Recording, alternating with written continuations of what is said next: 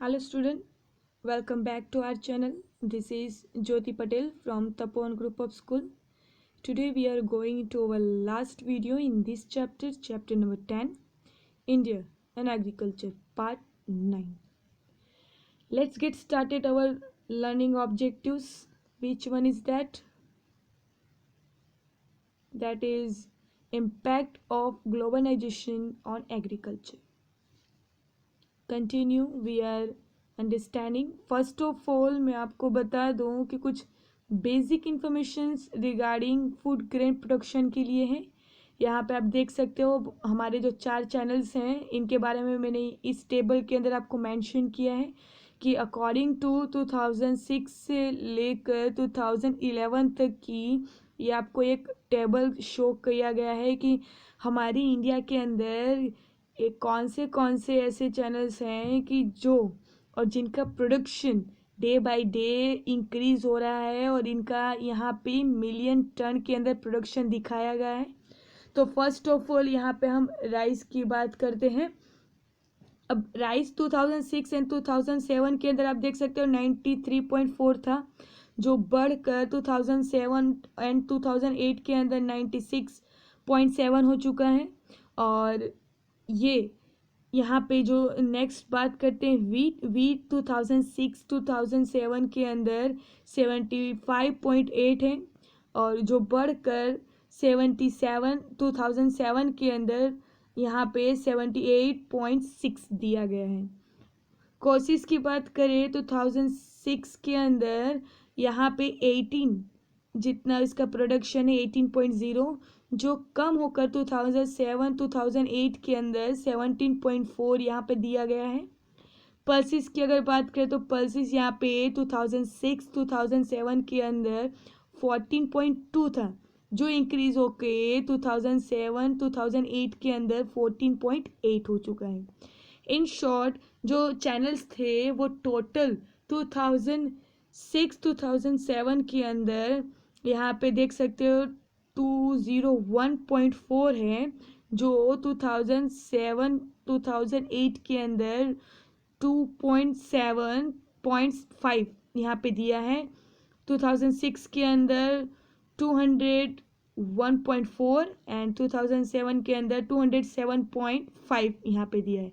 And यहाँ पे आप सीक्वेंस वाइज देखोगे तो 5 ईयर का ये पूरा जो आपको ये फूड ग्रेन का प्रोडक्शन दिखाया गया है, जहाँ पे 2008-2009 के अंदर राइस का प्रोडक्शन 99.2 है एंड वीट का 80.7 एंड कॉसिस का 16.3, पल्सेस 14.6। यहाँ पे 2008-2009 का जो टोटल है वो 210.8 है। अकॉर्डिंग टू 2006-2007 के जो टोटल ग्रेन प्रोडक्शन है, फूड ग्रेन प्रोडक्शन है, वो क्या हो रहा है, इंक्रीज हुआ है 2008 एंड 2009 के अंदर। 2009 एंड 2010 की अगर बात करें तो यहाँ पे आप देख सकते हो डिक्लाइन हुआ है। आप देख सकते हो राइस 99.2 था, जो 89.10 हो चुका है। वीट 80.7 था, जो बढ़कर इंक्रीज होकर 80.80 है। कोशिश 16.3 था, वो 60.6 हो चुका है। दैट मीन्स 2009 के अंदर जो लोगों की जो मेंटालिटी है, उनका जो बिहेवियर है वो कैसा है, यहाँ पे चेंज है। 16.3 था, जो बढ़कर 16.6 है। एंड पर्सिस की अगर बात करें तो 14.6 था, वो इंक्रीज होके 14.70 हो चुका है। दैट मीन्स राइस के अंदर सिर्फ डिक्लाइन है, डिक्लेरेशन है, बाकी सभी में इंक्रीमेंट दिख रही है। यहाँ पे टोटल 201.2 यहाँ पे दिखाया गया है। 2010 की अगर बात करें तो राइस फिर से इंक्रीज हुआ है, 95.3 है, वीट 85.9 है एंड कोशिश 16.5 एंड पल्सेस 18.1। दैट मीन्स सभी में इंक्रीमेंट यहाँ पे आप देख सकते हो। एंड जो टोटल है वो 215.8 यहाँ पे मेंशन किया गया है। 2010 या 2011 के अंदर हमारे जो चैनल्स हैं वो क्या हो चुके हैं, इंक्रीज हो चुके हैं। अब जस्ट बिकॉज ऑफ पॉपुलेशन या तो लोगों की जो खाने की जो कैपेसिटी या तो जो उनका जो फूड का जो बिहेवियर्स है खाने का वो चेंज हो जा रहा है, मेंटालिटी चेंज हो रही है, पॉपुलेशंस है, लोगों के लाइफस्टाइल है, इनकी वजह से भी हमारा जो फूड ग्रेन प्रोडक्शन है उसको इफेक्ट होता है।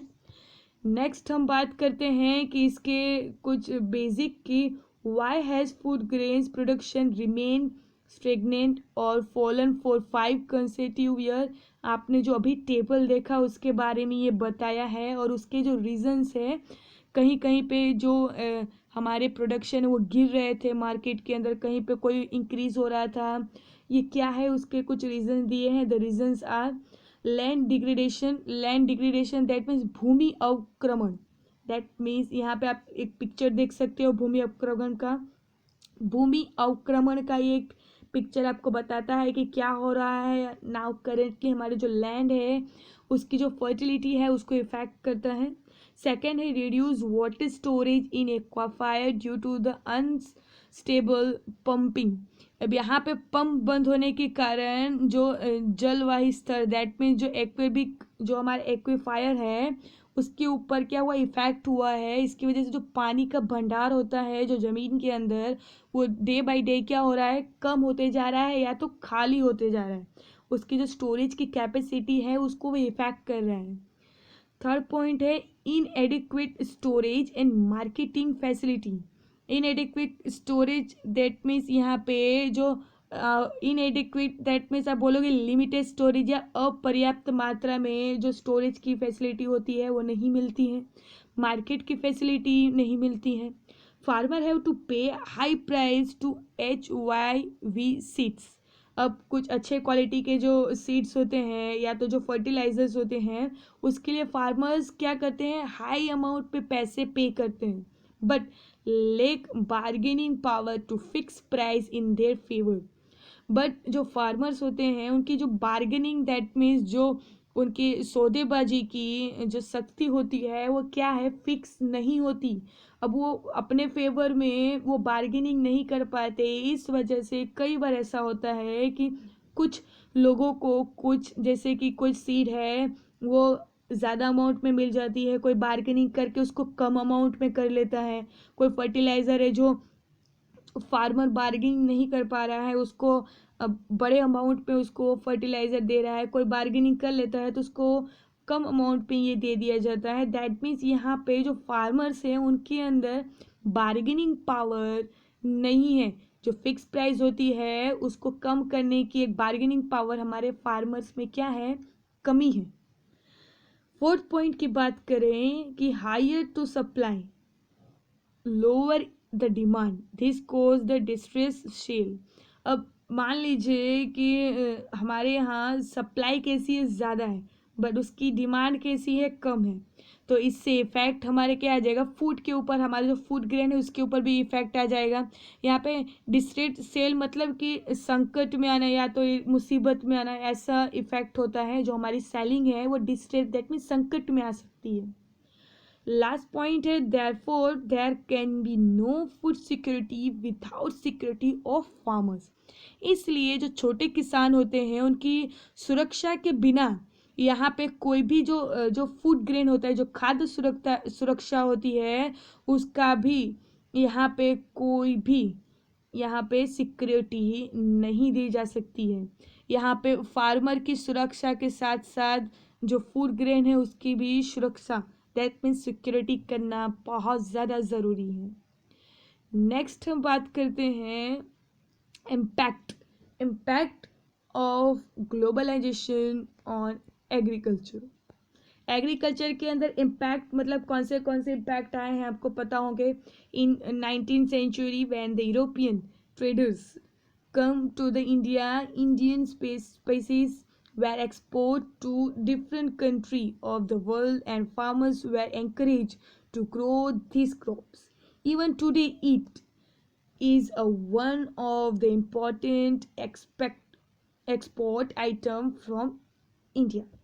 अब 19th सेंचुरी की अगर बात करें तो 19th सेंचुरी से हमारे देश के अंदर हमारे भारत के अंदर यूरोपियन जो ट्रेडर्स हैं वो ट्रेडिंग कर रहे हैं। अगर हमारे भारत की स्पाइसेस मतलब कि जो मरी मसाले की बात करें तो 19th सेंचुरी से ही बहुत ही फेमस है और जो यूरोपियन देश है उनको अट्रैक्ट कर रहा है। और इस वजह से ही हमारे देश के अंदर जो स्पाइसेस होती हैं उनका एक्सपोर्ट बहुत ज़्यादा होता है। हमारे जो इंडिया के जो स्पाइसेस हैं वो पूरे वर्ल्ड के डिफरेंट डिफरेंट जो कंट्रीज़ हैं वहाँ पे वो एक्सपोर्ट होता है। और इससे जो फार्मर्स होते हैं उनको एंकरेजमेंट होता है कि चलो जो हमारे जो स्पाइसेस हैं वो पूरे वर्ल्ड में फेमस हो रहे हैं। इस वजह से वो एंकरेज होते हैं कि हाँ और क्रॉप्स ग्रो करना है। इवन टुडे, और आज भी अगर इस चीज़ की बात करें इवन टुडे, तो यह यहाँ तक कि आज भी ये बहुत ही इम्पोर्टेंट एक्सपोर्ट है करंटली इंडिया के अंदर। आज भी ये जो स्पाइसेस हैं वो एज अ ट्रेडिंग के तौर पे एक्सपोर्ट होते हैं हमारे देश से।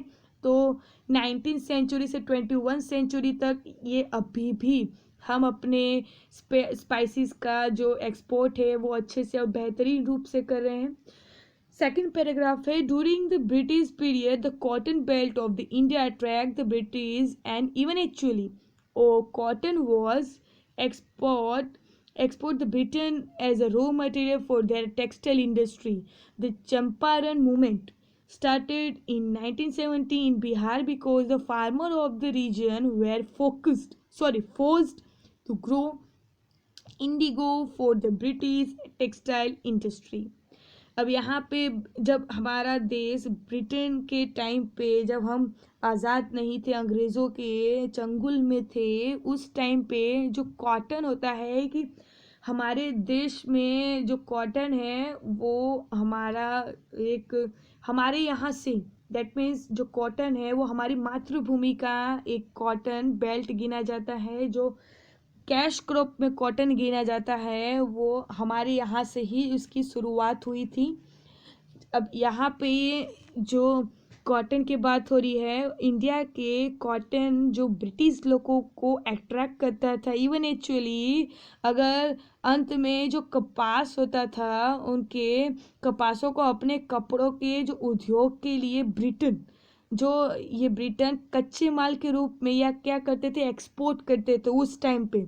जब हम ब्रिटिश के चंगुल में थे या तो ब्रिटिश के अंडर हम थे, हमारा देश जब ब्रिटेन के काबू में था, उस टाइम पे ये ब्रिटेन के लोग हमारे जो कॉटन बेल्ट उसको कच्चे माल के रूप में क्या करते थे, एक्सपोर्ट करते थे। और इवन उस टाइम पे एक मूवमेंट हुआ करता था, चंपारण मूवमेंट, कि जो 1917 के अंदर बिहार में स्टार्ट हुआ था। अब इसका रीज़न ये था कि जो फार्मर्स थे उनको फोर्स किया जाता था इंडिगो के लिए, इंडिगो ग्रो करने के लिए। दैट मीन्स ये कोई जो इंडिगो होता है आपको पता ही होगा, ये इंडिगो को ब्रिटिश के लोग क्या करते थे कि ये इंडिगो को ग्रो करे और उनके जो टेक्सटाइल इंडस्ट्री है ब्रिटिश के लोगों का, उनको ये इंडिगो क्या करे, इनकी फैसिलिटी को प्रोवाइड करे, जिसकी वजह से जो कॉटन इंडस्ट्री हमारे देश में था उसको क्या करता, वो वीक करता और हमारे देश के लोगों को बेरोजगार करना चाहता था। बट इस जो मूवमेंट हुआ जिसके अंदर चंपारण मूवमेंट हुआ, जिसके अंदर जो फार्मर्स थे उन्होंने क्या किया, उन्होंने ये इंडिगो को ग्रो करने के लिए मना किया और इस मूवमेंट को बोलते थे उस टाइम पे चंपारण मूवमेंट, जो आपने 9th स्टैंडर्ड में इसको समझ के आए होंगे। नेक्स्ट बात करते हैं third point, under globalization that means वैश्वीकरण की अगर बात करें तो पर्टिकुलरली आफ्टर 1990 1990 के बाद की अगर बात की जाए तो इंडियन फार्मर, हमारे भारत के जो किसान हैं उनकी अगर बात करें तो है वो एक्सपोज टू न्यू चैलेंज, वो अब नए चैलेंज के, दैट मीन्स यहाँ पे आप देख सकते हो हमारा इंडिया अब यहाँ पे जो नए चैलेंज को एक्सेप्ट करने की स्टार्ट करा है, क्योंकि अब ओपन इंडस्ट्री हो गया है, national and international marketing start हो गई है। तो हमारे फार्मर्स अब बाहर के देश के साथ भी एज अ कंपैरिजन में उनके जो क्रॉप्स से उनकी गिनती अब गिनी जाती है। डिस्पीट दैट मीन्स की होता है के बावजूद अगर India bring a important production of rice, cotton, rubber, T, coffee, jute and spices, यहाँ पे हमारा इंडिया ग्लोबलाइजेशन दैट मीन्स विश्व के स्तर पे खड़े होने के बावजूद हमारी इंडिया के अंदर rice, cotton, rubber, T, coffee, jute and spices बहुत ही इम्पोर्टेंट प्रोड्यूसर की तौर पे हमारा इंडिया इनके लिए गिना जाता है। और साथ ही साथ our agricultural product are not able to compete with a developed country due to their highly subsidized agriculture in those country। अब सब्सिडाइज एग्रीकल्चर दैट मीन्स उनकी जो सब्सिडी वाली कृषि होती है, सब्सिडी वाली जो किसान की खेती होती है, उसके बारे में बात हो रही है। इवन एक्चुअली हमारे जो एग्रीकल्चर के प्रोडक्ट हैं उनको डेवलप्ड कंट्री जो है उनकी जो क्रॉप्स होते हैं, उनका जो एग्रीकल्चर है जो सब्सिडीज वाला है उसके साथ कंपैरिजन भी नहीं कर पा रहे हैं, क्योंकि हमारे देश के जो प्रोडक्ट्स हैं वो उनके कंपेयर में लाख गुना बेस्ट क्वालिटी एंड अच्छी तरीके के होने की वजह से जो डेवलप्ड कंट्री है वो हमारे जो प्रोडक्ट है एग्रीकल्चर के उसको अपने देश की प्रोडक्ट के साथ कंपैरिजन भी नहीं कर पाएंगे। यहाँ पे हमने इस टॉपिक का जो पॉइंट है सबसे बड़ा कि to make agriculture successful and profitable proper trust should be given to the improvement of condition of marginal and small farmers. अगर एग्रीकल्चर की बात करें तो कृषि के सफल दैट मीन जो एग्रीकल्चर का अगर सक्सेसफुल बनाना है और लाभदायक अगर बनाना है तो उसके लिए जो छोटे और जो सीमांत किसान थे उन फार्मर्स की जो सिचुएशंस है, जो स्थिति है उनकी, आप देख सकते हो किस तरह से वो जीते हैं। उसके अंदर हमको क्या चाहिए, सुधार लाने की ज़रूरत है। दैट मीन्स इम्प्रूवमेंट लाने की ज़रूरत है कि जिसकी वजह से वो अगर इम्प्रूव कर सकेंगे तो हमारे देश का जो एग्रीकल्चर है वो ऑटोमेटिकली इम्प्रूव्ड हो जाएगा। The green revolution promised much. Green revolution लाने की बहुत ज़्यादा ज़रूरत है नाउ करंटली हमारे देश के अंदर, but it is bring alleged that it as a cause land degradation. अब इसके बावजूद अगर लैंड डिग्रेडेशन दैट मीन्स हमने बात की थी भूमि अवक्रमण की कि एलगेट दैट मीन्स आरोप लगता है, फिर भी हमारे देश पे एलिगेट्स दैट मीन्स आरोप लग रहा है किस चीज़ का आरोप, लैंड डिग्रेडेशन का, दैट मीन्स भूमि अवक्रमण का। और यहाँ पे द कीवर्ड टुडे, आज हमारे देश का एक कीवर्ड है that means gene revolution that means यहाँ पे आपको बताया गया है and which include the genetic engineering. अब जेनेटिक इंजीनियरिंग की दैट मीन्स यहाँ पे आप देख सकते हो जेनेटिक, आपको पता ही है कि जो यहाँ पे जो वर्जिन दैट मीन्स जो प्रचलन है बहुत ही फेमस है यहाँ पे। And in fact organic farming is the much in wagon today. यहाँ पे आपको पता है कि today now currently the organic farming बहुत ज़्यादा पॉपुलर है। वॉगिन दैट मीन्स जो वॉगिन है उसका मतलब होता है प्रचलित होना, फेमस होना, या तो बहुत ही ज़्यादा मार्केट में बोलते हैं ट्रेंड होता है, ट्रेंड उस चीज़ की बात हो रही है। तो ऑर्गेनिक फार्मिंग बहुत ही ज़्यादा फेमस है now currently because it is the pesticides without factory made chemicals such as fertiliser and pesticide.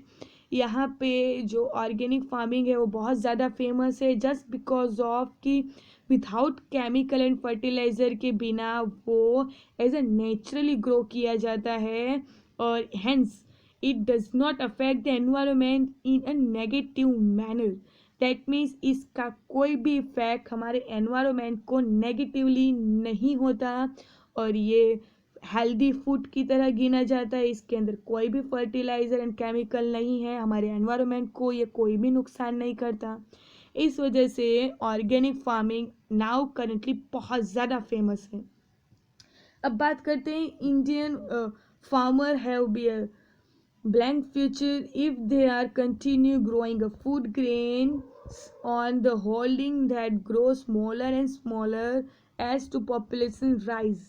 अगर भारत की बात करें तो जो भारत के अंदर जो ब्लैंक फ्यूचर दैट मीन्स अगर यहाँ पे बात करें तो जो बैरंग की जो फ्यूचर है ब्लैंक फ्यूचर दैट मीन्स बेरंग का जो फ्यूचर है जिसका कोई अस्तित्व ही नहीं है, वैसी फ्यूचर की बात अगर इंडिया के फार्मर की हो रही है तो यहाँ पे आप देख सकते हो। इसका रीज़न ये है कि हमारे देश में जो फूड ग्रेन का जो ग्रोइंग है वो क्या हो रहा है, as a day by day कम होते जा रहा है as compare to population rise. मतलब पॉपुलेशन बढ़ रही है और जो हमारा फूड ग्रेन का जो प्रोडक्शन है, जो ग्रोइंग का जो सिस्टम है वो क्या हो रहा है, डे बाय डे कम होते जा रहा है। दैट मीन्स डिमांड इंक्रीज हो रहा है और जो सप्लाई है वो क्या हो रहा है, कम हो रहा है, डिक्रीज हो रहा है। अब इसकी इफेक्ट ये आएगी कि आने वाले फ्यूचर के अंदर हमको फिर कोई देश के ऊपर क्या होना पड़ेगा, डिपेंड होना पड़ेगा और इसका इफेक्ट हमारी इकोनॉमी पे भी हो सकता है।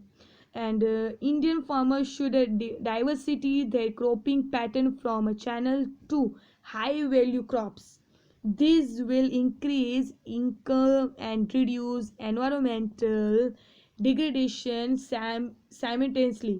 अब यहाँ पे दिया है कि अब इस चीज़ से बचने के लिए क्या किया जाएगा, डिमांड ज़्यादा है एंड सप्लाई कम है तो हमारे फार्मर्स को डाइवर्सिटी दैट मीन्स कुछ चेंजेस की ज़रूरत है। अब कैसी डाइवर्सिटी की बात हो रही है कि जो क्रॉपिंग का जो पैटर्न है, जो क्रॉपिंग की मेथड थी उसको चेंज करना है, यहाँ पे चैनल्स का यूज़ करना है और जो हाई वैल्यू क्रॉप्स है उनका ग्रो करना चालू कर देना है। इसकी इफेक्ट ये आएगी कि फार्मर की जो इनकम है वो इंक्रीज होगी और जो एनवायरमेंटल जो डिग्रेडेशंस हैं वो क्या हो जाएगा, रिड्यूस हो जाएगा। And India's diverse climate can be harmless to grow a wide range of high value crops.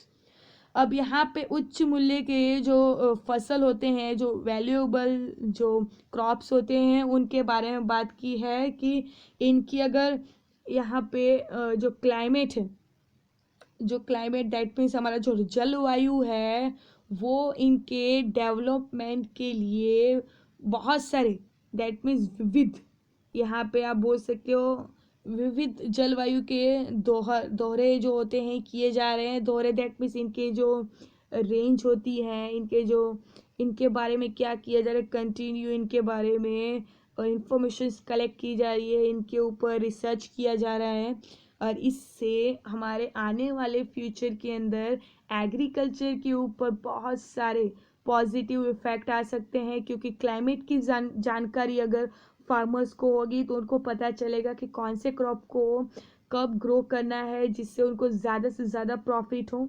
And did you know students कि हमारे जो ऑर्गेनिक एग्रीकल्चर है will adopt to climate change more quickly. हमारे जो organic agriculture now currently जो famous है, trading में चल रहा है, वो बहुत ही जल्दी से अडॉप्ट कर लेता है, जो क्लाइमेट चेंज होता है उसको क्विकली अडॉप्ट कर लेता है। ये पॉजिटिव थिंग है। यहाँ पे जो हमारा ये जो चैप्टर है और जो ये वीडियो है वो कंप्लीट होता है। That means chapter number 10 India and agriculture complete होता है। And thank you for watching this video.